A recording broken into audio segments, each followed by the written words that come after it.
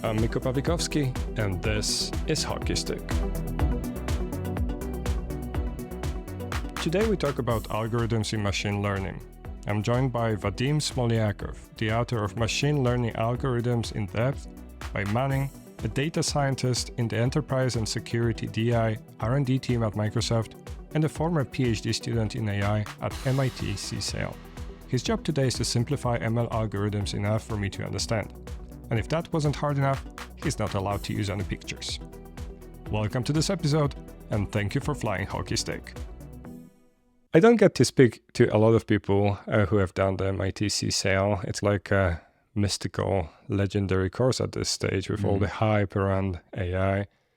Maybe let's start there. How was it? How did you enjoy it?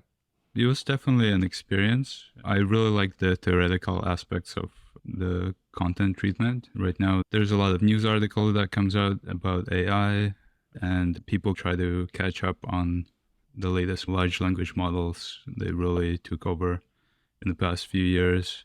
But what I think is really unique about MIT CSAIL is that the theoretical treatment of the subject and really getting in depth and understanding behind the hood how things work. It also seems to be like the who's who. A lot of names that are recognizable now went through that. So you focus on Bayesian inference. What was your thesis about? My focus was on Bayesian non-parametrics, and it's a very interesting set of models in which the parameters grow with data.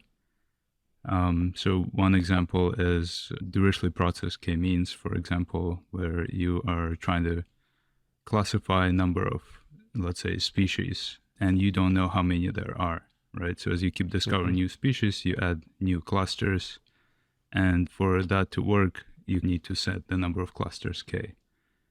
And with Dirichlet process k-means, this number of clusters is set automatically, which is like one of the main advantages of the algorithm. So Bayesian non-parametrics deals with models in which the number of parameters grows with data. It's a clever way of expanding the model size and capacity to fit the data available. And did you manage to bring that kind of research, expand on that, and in what you're doing at Microsoft at the moment? Yeah, at Microsoft at the moment, I'm like a local ML expert on the security team. So the nature of machine learning problems is switched from Bayesian inference to more anomaly detection type problems.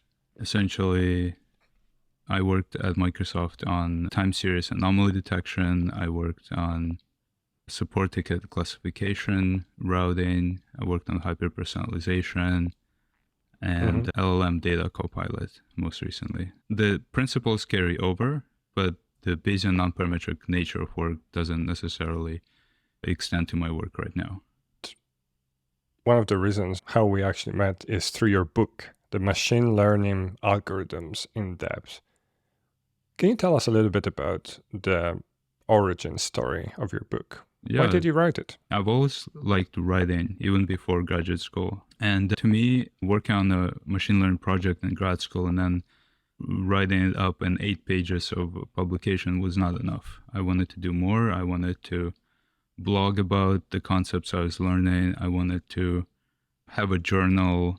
And then I've done a number of blog posts, and I realized that, again, even that wasn't enough for me. I wanted to compile them into a collection of algorithms, collection of books. And at the same time, I was writing this library of algorithms as part of graduate studies. I was getting more experience, and I figured, wouldn't it be nice one day to put all of this together in a format which would be accessible to a wide audience. And for me, I was personally transitioning my area of study from wireless communications, which I did during my master's, to more machine learning during PhD. So I had to learn a lot of these concepts from scratch. So there was a steep learning curve, and I figured if I can do it, then so can other people. And that was like a big motivation behind writing a book, is to be able to teach these cool concepts that I learned in graduate school to a wide audience interested in the topic. So that sounds like a long time coming, right? From the moment you started writing this blog post to a finished book, how many years did that take? I would say it was 2 years of just writing the book, but I also had a lot of materials prepared ahead of time, like code and some ideas on what to write about, which would take another 2 years just to compile everything together. Sounds a little bit like some of the authors I speak to and some of my friends are of this camp who basically like using writing as a tool to understand things better. There's this saying that if you can't understand something simply enough, you don't understand it well enough. Are you also of that mind that writing a book is like the best way for yourself to organize this information in a way that you really can explain it to other people? Yeah, definitely. And it takes several passes too. I noticed like you have one kind of point of view of an algorithm and then you start writing it and it's, oh, there's actually concepts. Like I'm thinking of decision trees right now. There, you have certain exposure to decision trees at first, interpretable models, and then you realize that, hey, it's actually a recursive algorithm, and you grow the trees recursively until they reach maximum depth. And some of these parameters like max depth, they start making a lot of sense. And then you start thinking about like bias, variance trade-offs, and you really understand the algorithm in depth. Okay, so dear listeners, I think you know where this is going now. We're going to try to go through some of those algorithms from the book and give you a sneak peek, enough to understand some of the things you might not know, and also enough to go and buy Vadim's book, obviously. But before we do that, so who's the target audience of the book? Who is it for and who is it not for? I wanted to make the book intermediate level so that anyone who has some experience with machine learning could benefit from it, but also somebody who's new to machine learning will be able to pick up the concepts. So specifically, I'd say the audience are the graduate students. It could be undergraduate students interested in the topic. It could be people who are trying to get into the field of machine learning, but are working in the industry right now, like as a, let's say, software developer. The book does derive algorithms from scratch, so there's some requirements in terms of mathematics that are good to know: linear algebra, probability, calculus. So I would say anyone with interest in machine learning should be able to benefit from this book. Okay, but who shouldn't read it? What kind of expectations are going to be misguided for people to approach your book? The book is in depth, written for somebody who's interested in understanding the algorithms from scratch, how they work under the hood.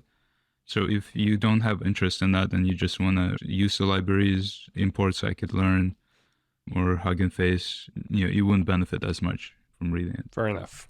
So with that warning ahead of us, imagine that you're speaking to a 5-year-old software engineer, which you basically are right now. Where should we start? What's the first example that you cover in book? Does it have Bayesian next to its name?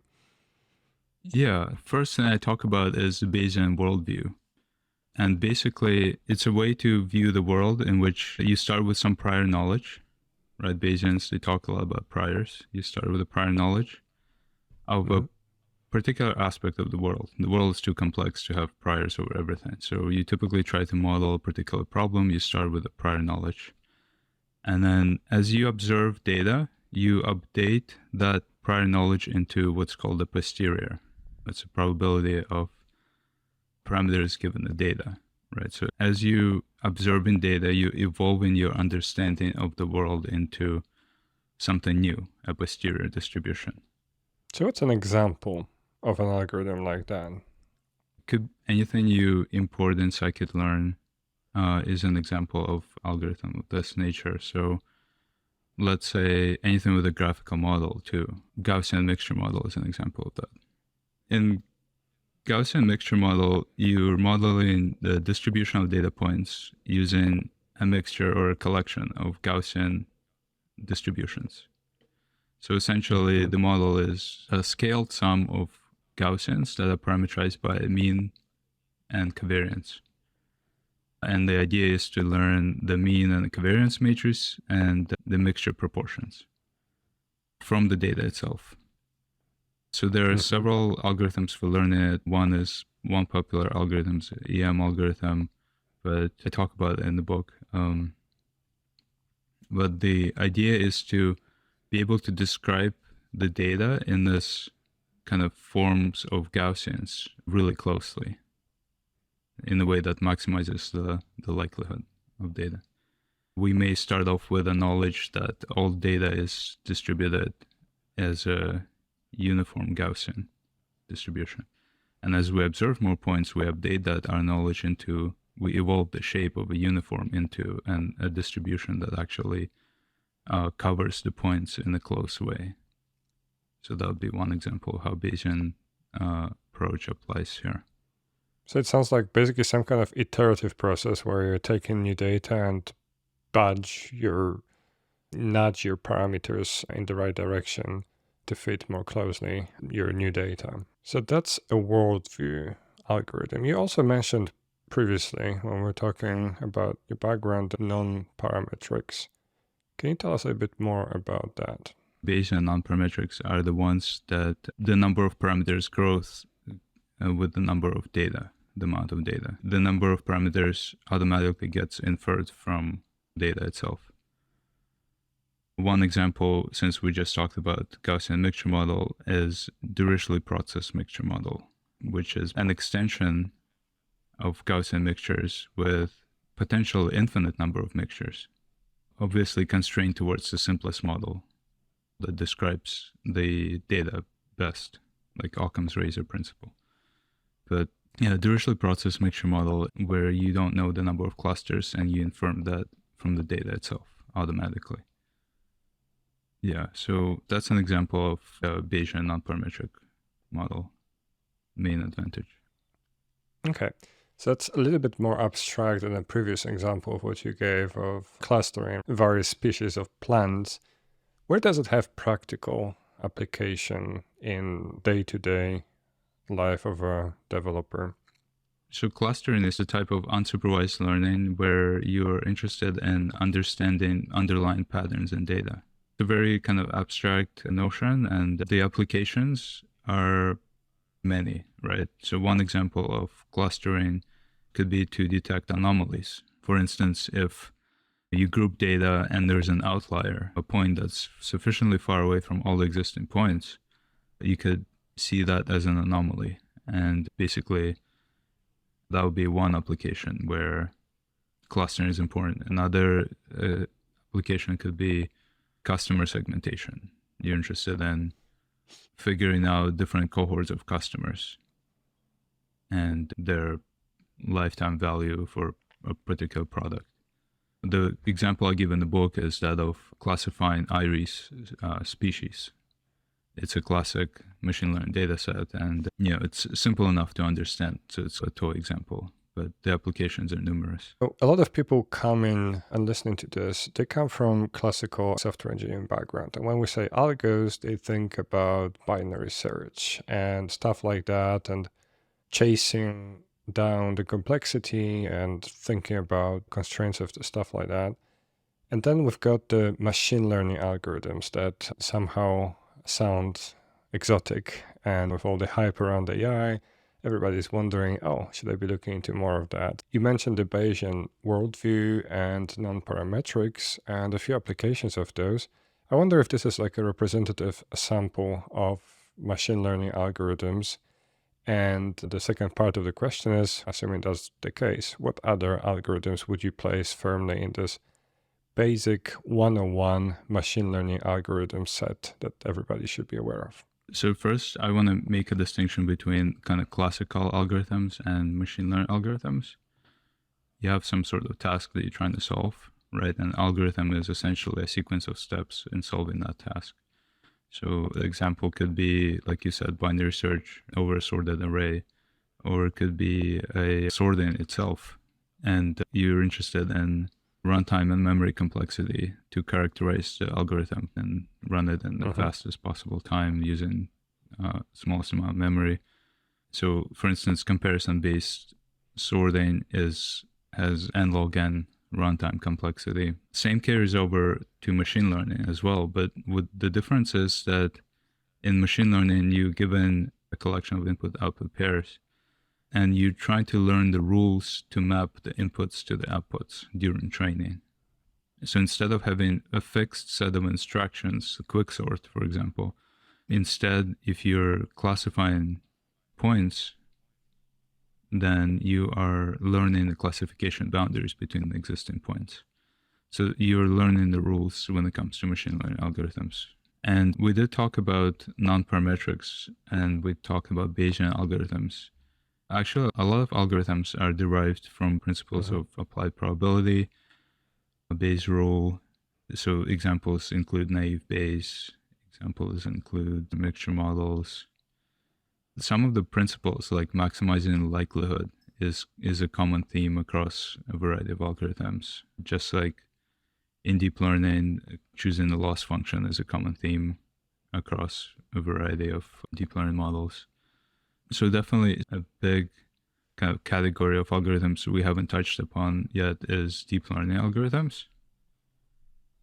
And in general, to classify the algorithm types, they come in supervised and unsupervised fashion. So supervised algorithms have a label associated with every example. So in other words, what the right answer looks like given the problem. And given enough of these right answers, the algorithm is learning how to create right answers by itself through generalization. What I mean by that is the goal of machine learning is to generalize to unseen data, to be able to demonstrate that something's been learned. So you mentioned supervised and unsupervised. And from what you said, I understand that supervised is basically some kind of underlying function that we're trying to approximate, right? So that as many unknown kind of data points land as close to what we would like them to by giving it examples, right? By comparison, what does it actually mean when an algorithm is unsupervised? Yeah, so when algorithms unsupervised, we don't have a learning label to which to learn from, but instead what we're interested in is understanding patterns in data. We're interested in making sense of a lot of data. Clustering is one example of unsupervised learning, where we group data into clusters and then try to make sense of each individual cluster or interpret it for our application. What would be some other examples of unsupervised? Another example that comes to mind is that of extracting features from data. Essentially, autoencoders, they take an input and they reconstruct an output from the input, but there is a bottleneck layer in between, which forces the autoencoder to learn a compressed representation of the input data before generating the output, right? So this bottleneck layer, which means that it has fewer parameters than the input, kind of forces the autoencoder to learn something useful about the data. And this could be used as a feature later on in a downstream algorithm. So this all makes sense at the high level, right? But I'm trying to come up with a more concrete example of the most basic version of an algorithm that you can have and to understand what it would look like. Because like you said, the main difference being between something like binary search, when you've got a well understood algorithm that's well analyzed, and then you just apply it to data and you get some output. Whereas in the machine learning algorithm world, you're doing kind of the opposite. You're learning the rules and trying to come up with the actual algorithm, really. I don't know if that's the right way of saying that, but that's the bit that you're trying to figure out rather than just applying it. I'm trying to think what's the simplest algorithm that we could maybe talk a little bit more in detail of how it works, because like I said, it's abstract and it might be a little bit hard to wrap your head around how that actually works in practice. In my book, I talk about a lot of different algorithms. We can touch on a number of different algorithms, but let's start with decision trees. I think they're widely used as their interpretable models. Essentially, a decision tree learns to construct a sequence of if-else conditions, right? You could trace the reasoning behind the decision tree just by looking at how decisions are made through that if-else tree. For example, if you're applying for a loan and the loan gets rejected, then you could analyze this decision, why the loan got rejected, by looking at the decision tree and figuring out what branch of the decision tree was taken to lead to that outcome. And yeah, in some cases, it's an important design choice to use an interpretable model like a decision tree. And the interpretability extends through an ensemble of these models. Like random forest is an ensemble of decision trees, and we could extract feature importances from that. Let's talk about decision trees in detail. Essentially, it's a greedy and recursive algorithm that starts with a certain depth of a tree, and it grows depth on each iteration until the maximum depth is reached. It's trying to optimize a Gini index, which is a measure of impurity. And we are at each iteration trying to understand how to divide our feature range into one that optimizes for Gini index. And once we complete one level, we move on to the next level of the tree and so on until the maximum depth is reached. So it's a greedy algorithm and it's a recursive algorithm. And the one I'm talking about is called CART, C-A-R-T. So is that a deterministic way of doing that, or the maximum depth you mentioned, is that an arbitrary decision, a hyperparameter, effectively? The algorithm itself is being greedy. It's deterministic. However, there's a way to introduce randomness, and this is what's done in random forest. Is you could introduce randomness in several ways. You could sample the features that you're evaluating at each iteration. Sampling introduces randomness. You could also run the algorithm on a subset of data so that the data that the algorithm sees is different each time. And this is important because you are trying to reduce the variance. The algorithm, basically, if you're working in a regression setting where you're trying to predict a continuous quantity using random forest, for example, so you have a random forest regressor, then you want to minimize the mean square error. And mean square error could be written as bias squared plus variance. So to minimize mean square error, you want to minimize bias and you want to minimize variance. The way to minimize variance is by taking an average of a large number of trees. And it's important to make sure that trees are decorrelated, because this will help actually minimize the variance.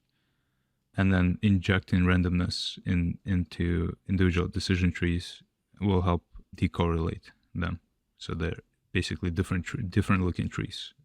So like in a practical sense, let's say, go back to the example of what you suggested, what you mentioned, decision tree to either grant or deny your request for a loan. Would that decision tree be recalculated on the fly, or you run the algorithm once, you've got your current best model for deciding whether to give people loans, and you version that? Because I understand that the decision tree is the actual output of your machine learning algorithm, right? And then the decision tree is like an algorithm in itself, right?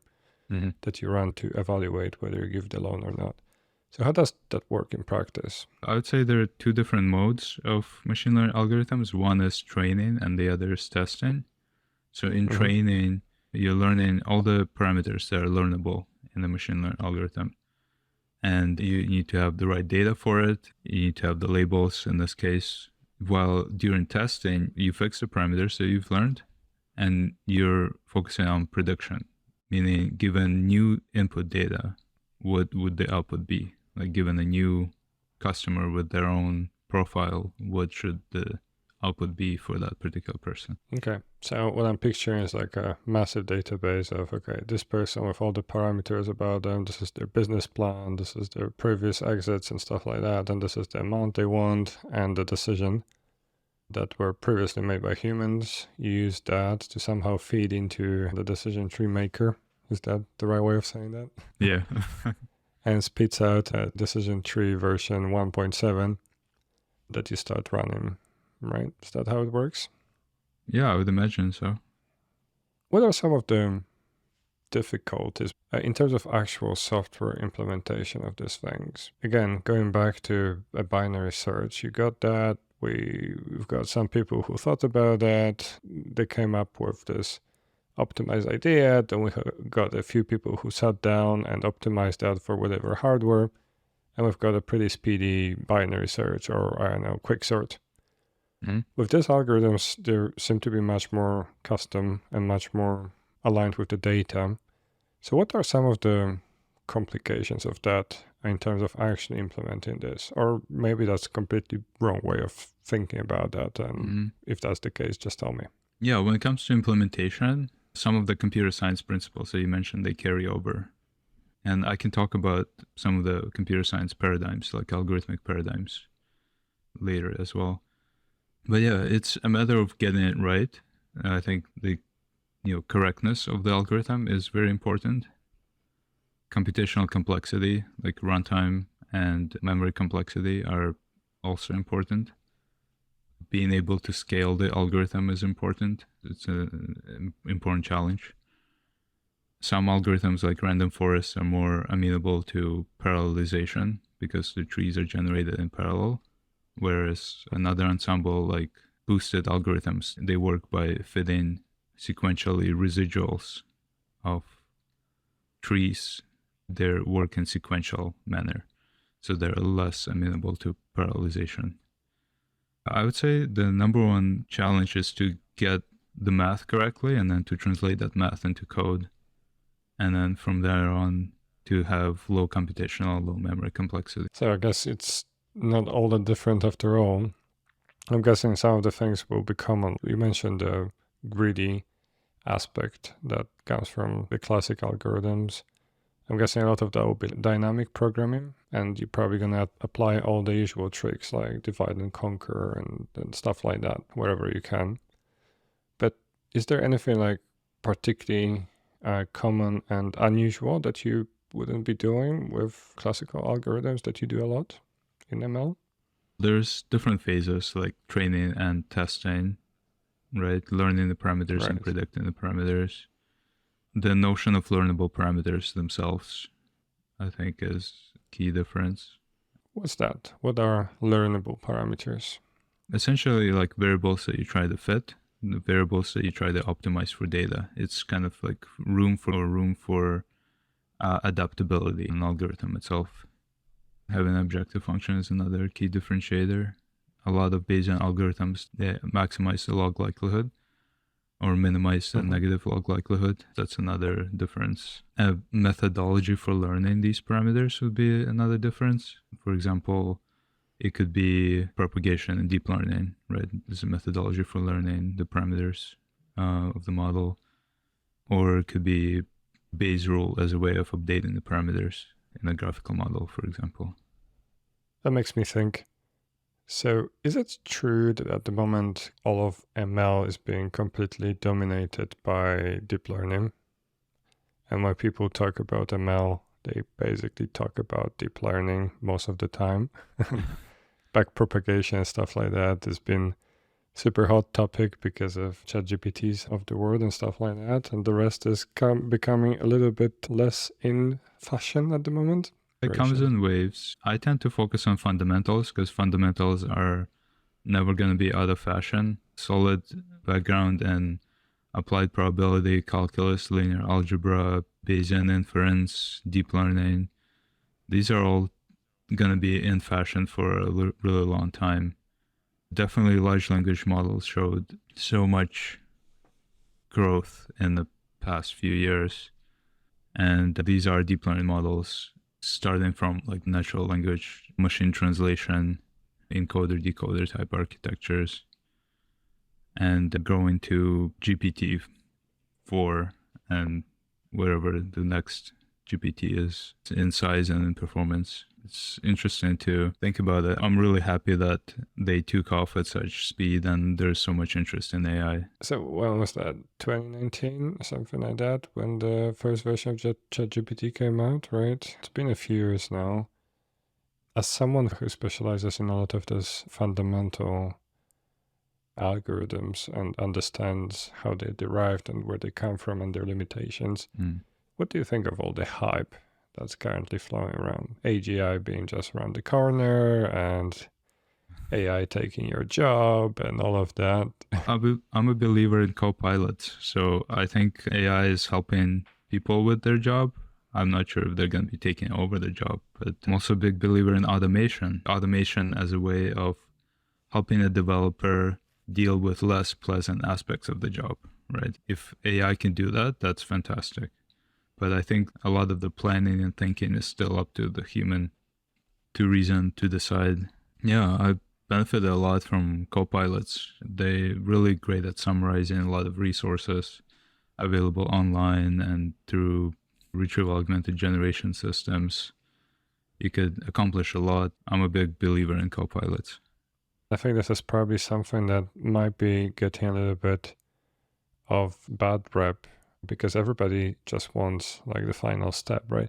It was the same thing with self-driving cars.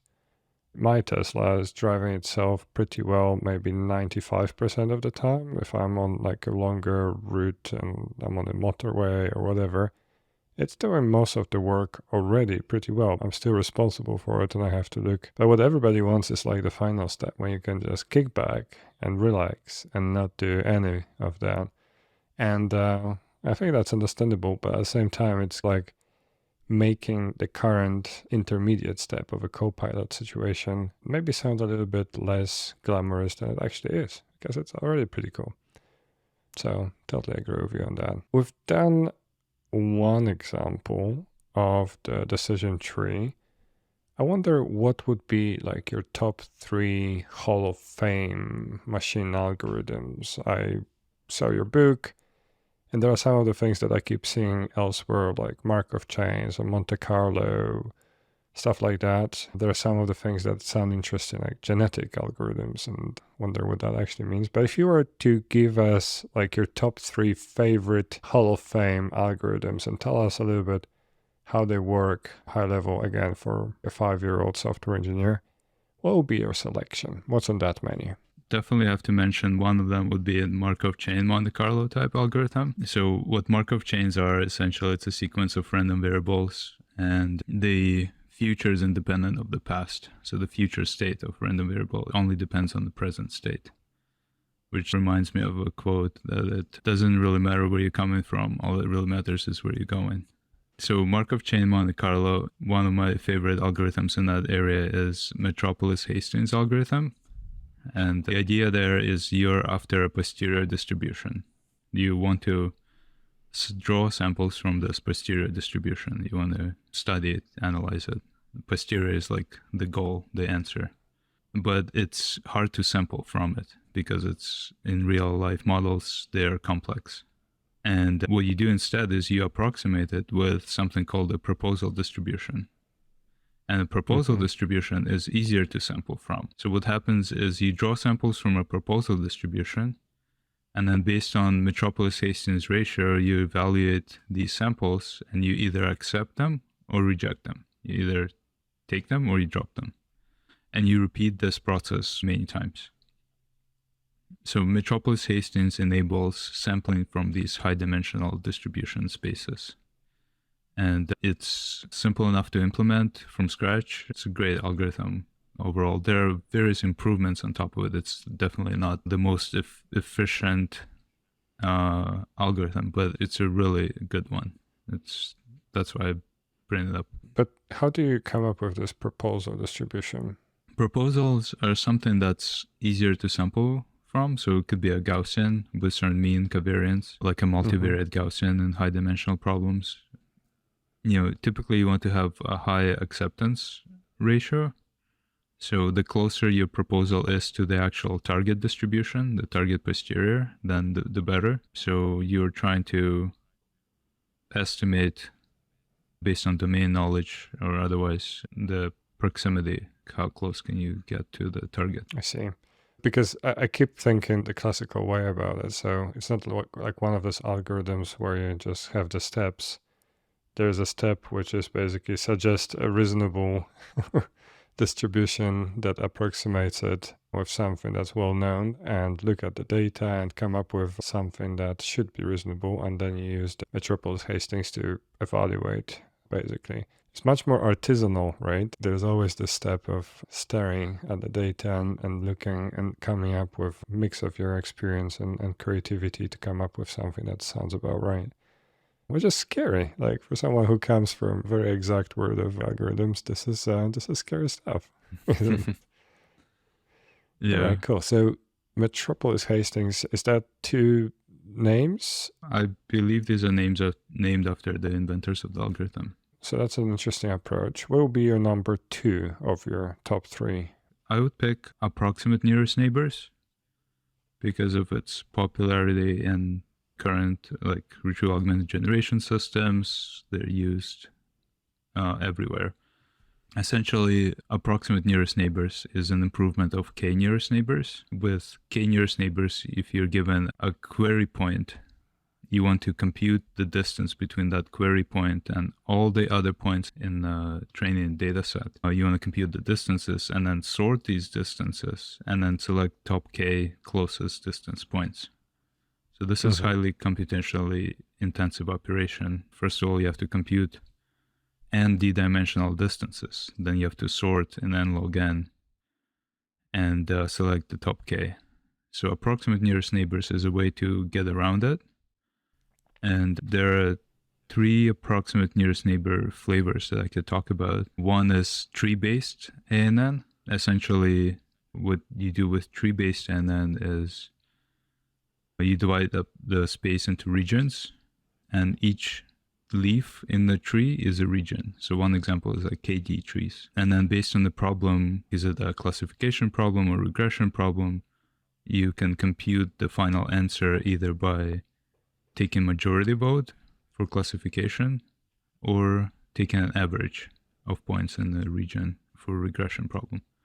Take a quick detour to say, because these are words that have meaning, but they probably have more particular meaning in the machine learning context. So could you quickly tell us what's the difference between regression and classification types of algorithms? So in regression, you're interested in estimating a continuous quantity. So a real value, such as, let's say, a stock price. In classification, you're interested in estimating a discrete quantity. For example, it could be a particular customer age group. So the difference is in the quantity you're estimating. For continuous, it's regression. For discrete, it's classification. Back to approximate nearest neighbors, tree-based, and then we have our space, which we divide into regions. And based on the points in each region and the task at hand, we either average the points if we're looking for regression answer, or we take majority vote as looking at the class labels and taking the majority label as the answer if the problem is a classification problem. Another example of approximate nearest neighbors is locality sensitive hashing. What we do there is we essentially group points into buckets based on their proximity with each other. And instead of searching through all the points, we only look inside the bucket to find the k nearest neighbors. So this helps reduce computational complexity dramatically. So you first cluster them using one of the other algorithms, and then you just look inside the cluster? That would be the third type, is clustering. In the clustering sense, we cluster the points into clusters and only look inside the cluster. So the buckets you were talking about, how are they different from clusters? The buckets are formed in a slightly different way. Essentially, you can visualize it as points on this high-dimensional sphere, and you intersect the points with hyperplanes. And points that are captured between the hyperplanes form into a bucket, are placed into the same bucket. So they're based on locality. If points are closer together on that sphere, get grouped into the same bucket. Okay. All right. So these 3 methods, the tree-based NN, locality sensitive hashing NN, and the based NN, they help speed up complexity of exact KNN. So what would be some of the applications of this approximate nearest neighbors? Where would we see that in practice, maybe in production? Can you give us an example? So in retrieval augmented generation systems, you have a vector store, and you're interested in retrieving closest or in semantic search, for example, you're interested in retrieving closest unit from a vector store. In like a bunch of dimensions, yeah. Yeah. So you can use this approximation to get something quicker, even if it's not exact, which is pretty cool. All right, so that was number 2 on your top 3 lists. What's number 3? I would say attention and transformers. I would say my third on the list of favorite algorithms. Mm-hmm. Self-attention methods, they really revolutionize the space. And the idea there is to attend to the context originating from neural machine translation. If we are translating a target word to a different language, we need to understand the context around that word. We need to understand the whole sentence around it before we can translate a single word. And self-attention mechanisms enable us to do just that, and in a parallelized fashion. It could also be seen as a soft dictionary lookup with query key value pairs, in which the target word is a query, and you're computing an inner product between the query and the key, and multiplying that by the value stored in that soft lookup dictionary. And that's how you get the famous formula for involving those 3 variables. Essentially, we're trying to understand the context and the contribution of every word in the sentence to the target word in which we're translating. And we have learnable parameters. So we're keeping track of word embeddings and we're keeping track of word position. We have these learnable parameters which help us find the closest map in the target language to the word which we're translating. Okay, so I got a sentence, I don't know, I like cats. And we want to understand the like, how is it connected to the cats, right? Uh-huh. So does it mean that we're calculating like the complete product of connections between all the pairs of words, embeddings, or whatever is underlying there? How does it work? I do have a chapter in my book on self-attention and transformers. It comes back to attention all we need architecture, the encoder-decoder architecture, that paper that first introduced it. The famous paper. Yeah. Essentially, we're predicting one word at a time in a masked causal way, right? And we are looking at all the words that came before that word and figuring out the highest probability next word in our dictionary. And of course, there's different varieties of architectures now when it comes to transformers. There's the decoder-only GPT family, then there are encoder-only BERT, then there's encoder-decoder architectures and like T5, and they're suitable for different applications. GPT has been very popular when it comes to generative AI. We've got the top 3 from Vadim. For anybody else who is struggling a little bit like me to go through that, probably the best way is to go grab a book. The book is still in MEEP, right? The Manning Early Access Program. And I think I looked it up on the website. I think it said August this year for final version. Is that right? Everything is written and finished. It's up to production folks at Manning to actually have the print version ready. The PDF is available and all the contents are there right now. Got it. Manning, please hurry up. We want the book finished. What's next for you, Vadim? I've been thinking about maybe making an online course on machine learning topic. I'm exploring different media right now. Writing a book is one media. I'm getting into YouTube a little bit more. I started posting content on YouTube. I also have an Instagram channel at The Life Guide now, which I talk about inspirational, motivational content related to different quotes and different things that help me grow and go through difficult periods, kind of things that help me and it's the things I want to share with the world. Yeah, growing those channels and maybe looking at online courses is my next step. Yeah, I think, to be honest with you, YouTube is probably my favorite way of learning things at the moment. It's basically got everything and anything that you need, and On any topic, really, you're going to find something. And on many topics, you're going to find so many different ways of explaining something. And it's a nice medium because it's so flexible, right? You can explain, you can show, you can give examples, you can demonstrate. It's amazing. If our civilization fails some 1,000 years from now, I hope that YouTube survives, because for the next one to pick it up, that's a lot of knowledge that's encoded in there and in a very nice to consume way. I'm going to ask you, before I let you go, for some predictions. Given crazy rate of acceleration in all the things, there seem to be an AI startup on every corner now, and they seem to be going almost as quickly as they're coming.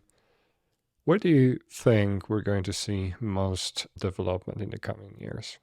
Where would you personally love to see development in the coming years? I actually recently attended a keynote at the Machine Learning Data Science Conference, MLADS at Microsoft, and I was really inspired by this agents and autonomous thinking units and as part of co-pilots and assistants. And there's so much room for growth in that space. There's different form factors, like we used to our phones and laptops, right? But imagine having Copilot that's not on your phone or on your laptop, but somebody who's portable, somebody who's with you, somebody who's understands you really well and helps you do your tasks or helps you have a good time. Yeah, so different form factors, like a portable Copilot, like a device that could be with you and learn from you and interact with you.